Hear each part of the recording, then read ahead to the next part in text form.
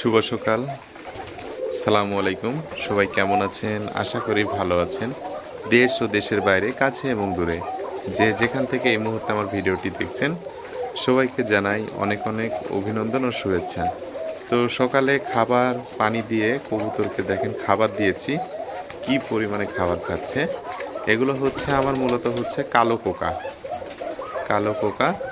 তো এই যে কিছু কবুতর যারা হচ্ছে ডিমে বসে আছে ভিতরে কূপের, আর এই যে সকালে খাবার দিয়েছি, এদের খাচ্ছে। আর ওই পাশেগুলো হচ্ছে লাল কোকা কবুতর।